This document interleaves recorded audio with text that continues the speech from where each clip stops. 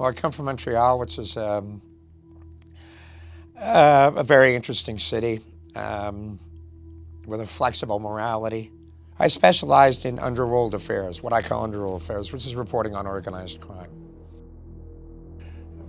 A contact of mine was doing time of about 13 years in a federal pen, Drumhill, Alberta, and I just wanted to go out to see him, and he said he believes there's a corrupt RCMP officer in Montreal.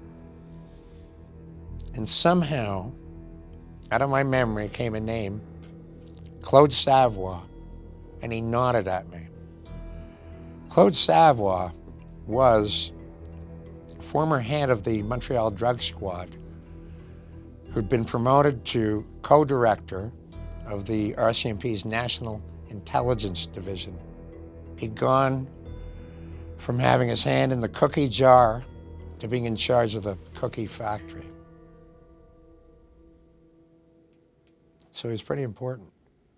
We had a lot of questions, and the more we pushed, the more pushback we got from the RCMP. I got called in by a top RCMP official who said, could you lay off your Savoie investigation? When are you going to air? I gave him our approximate date, and he says, well, could you hold off? Could you wait off? And I said, look, if we're going down the wrong path, let me know. I've got better things to do than waste my time. We'll stop the story. And he wouldn't. And in the end, we were ready to go to air with a story that raised troubling questions about why Claude Savoie was having such seemingly chummy relations with one of the leading gangsters. Then a development that no one saw coming. I get a call that we have to fire up the studio. This is less than 24 hours before we go to air. Inspector Claude Savoie committed suicide.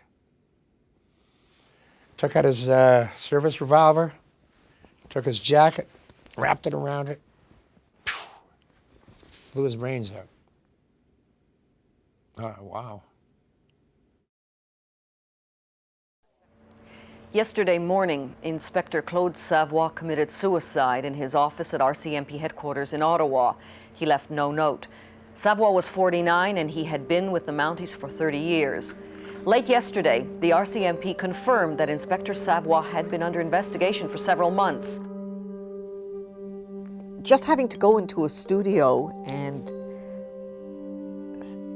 say a man committed suicide and he killed himself, I mean, I don't care if he was a dirty cop or who he was. It was a story we did, and I didn't want the responsibility that somehow what we did, the story we did, even in its rightness, was responsible for somebody killing themselves, upset me terribly.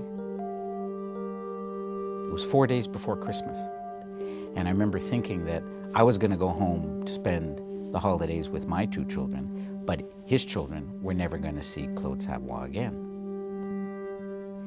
And it also made me think, you know, the fundamental rule of investigative journalism. There's a Newfoundland judge, apparently, who, when telling jurors what reasonable doubt means, he said reasonable doubt means you better be friggin' sure, only he didn't use the word friggin'. And that's what investigative journalism at the Fifth Estate is about. You better be damn sure you're right.